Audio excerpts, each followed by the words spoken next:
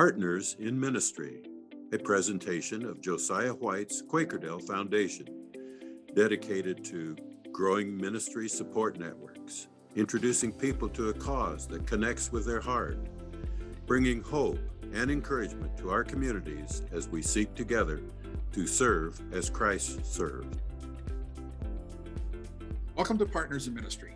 My name is Dan Smith, and today I'll be talking with Ryan Keller, the Executive Director of the Hope for Healing Resource Assistance Network. In this interview, we're going to be talking about person in need. We'll explore who is a person in need, what kinds of needs they can bring to the network, how the network finds out about those needs, and then finally, the process of connecting the person in need with a resource from the time a request is submitted until that resource is delivered.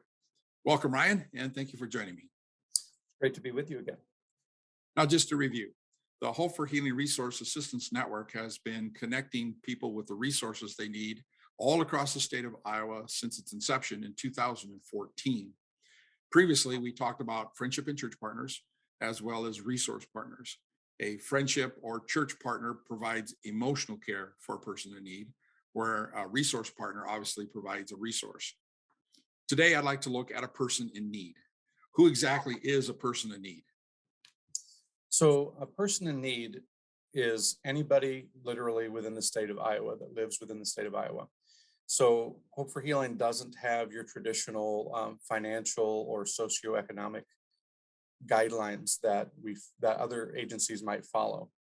That being said, when we find a resource for an individual, they may have some additional guidelines they have to follow, but literally any individual or family within the state of Iowa can contact us. Could it also be me as the role of a pastor or an organization where I'm working with someone that has a need, and I have need of the network to help me locate something for somebody that I'm working with?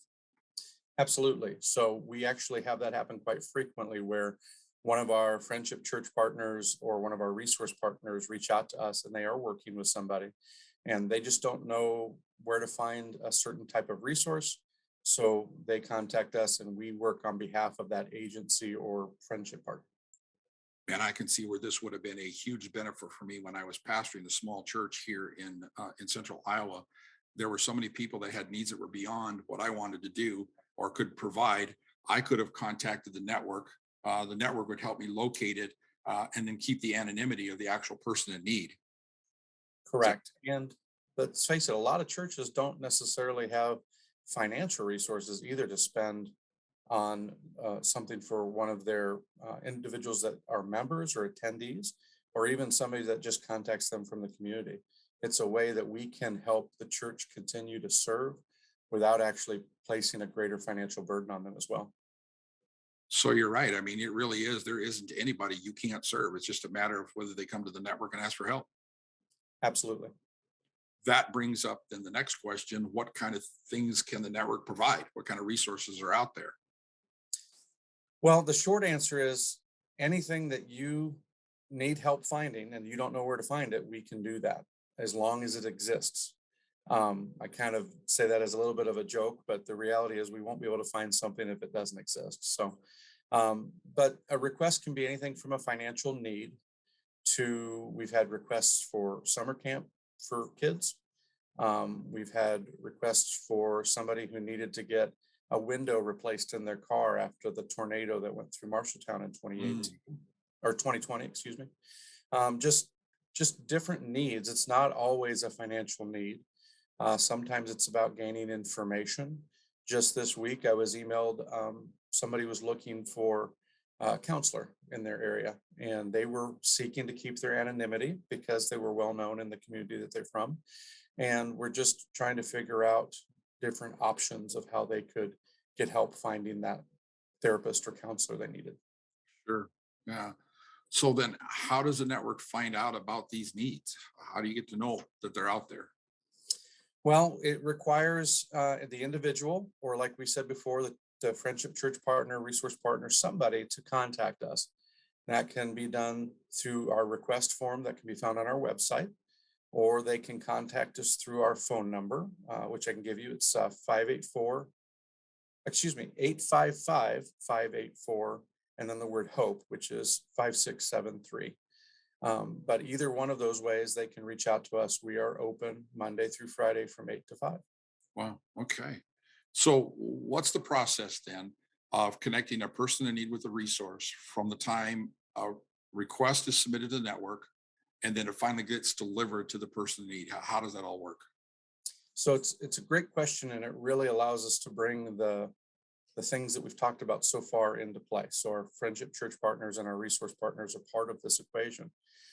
So when we receive a request, we, then go through the task of identifying whether or not that individual currently has a church that would be using as a friendship partner, or if we need to help them find that church as part of the resource request. If they need help with a church, then we send an email out to the community that they live in or nearby communities, depending on the type of living situation they're in. And we then have churches respond to us saying, yes, we have somebody within our church that would reach out and start to develop a friendship with this individual or this family. From there, the individual always gets to choose the resources that they would use. So they get to choose their church friendship partner. They also get to choose any of the resources that we identify for their actual need, like we said before, financial or otherwise.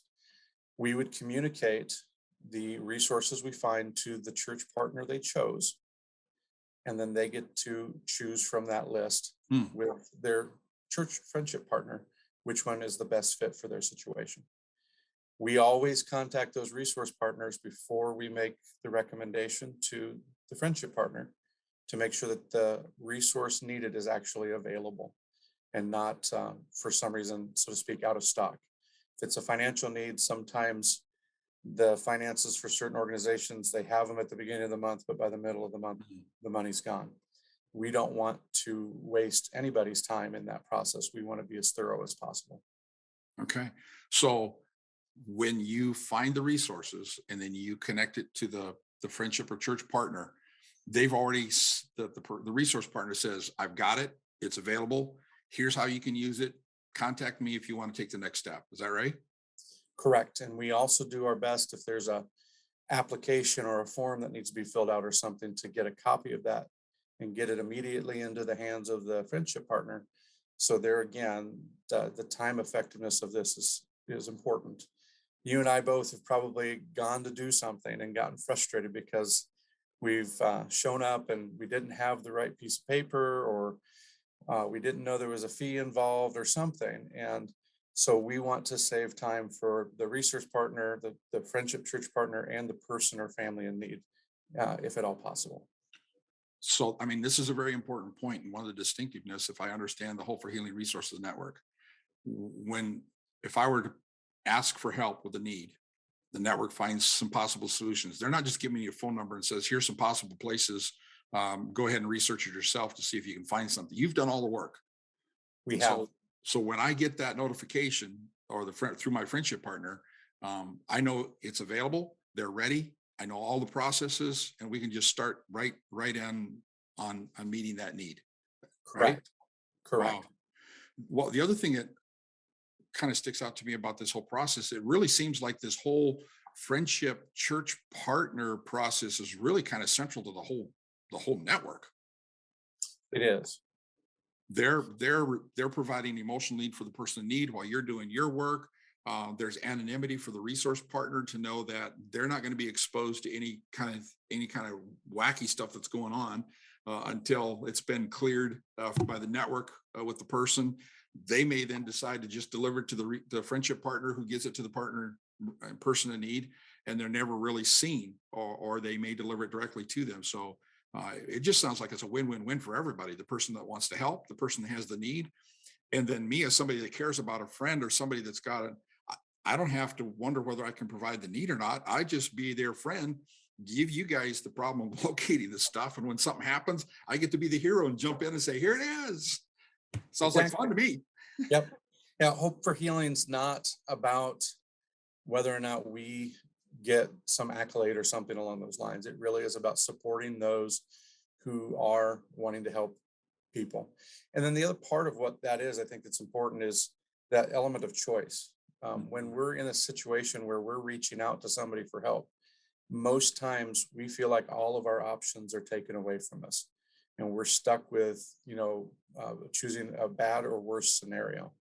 Well, by giving individuals the ability to choose for themselves, it gets them back in control, and allows them to realize they do have more options available to them what they originally realized.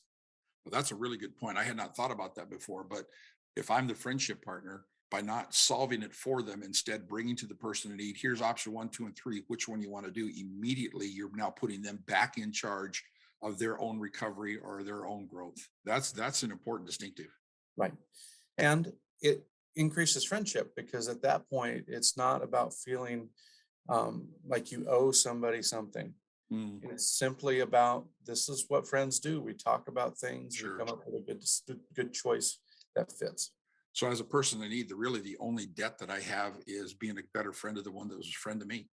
And maybe Exactly. passing it forward by being a friendship partner for somebody that I know that has a need, having just been served by the network. Correct. Yep. That sounds kind of like a lot of fun. I wish you were around when I was pastoring. It sure would have been a lot. It sure would have been a lot of help.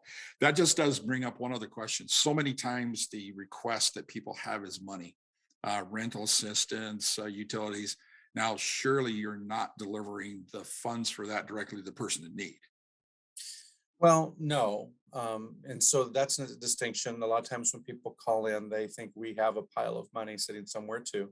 We don't. We still have to research that and find out if there is an organization or agency that has the money to meet that need.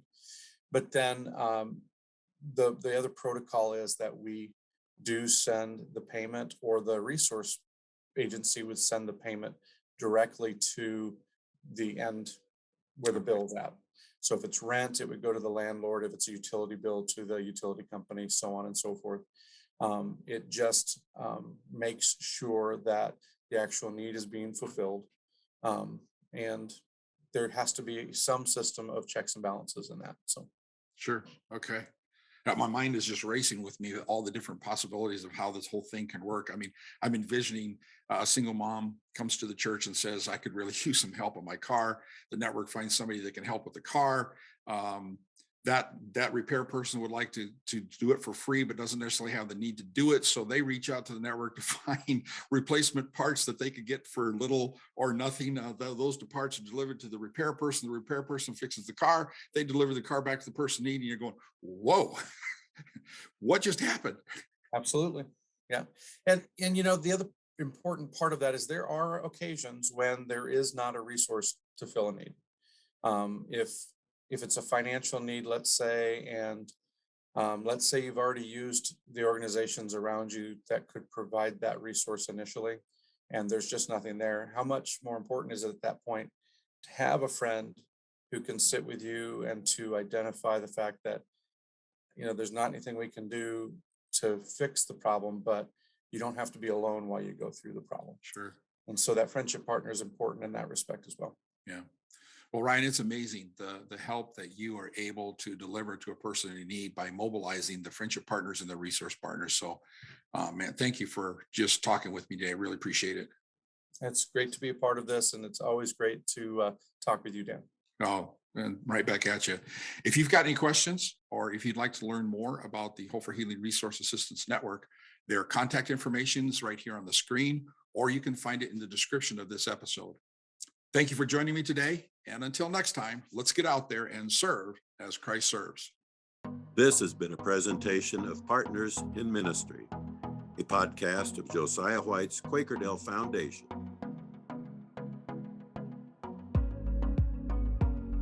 To learn more and see the show notes for this and other episodes, visit our website.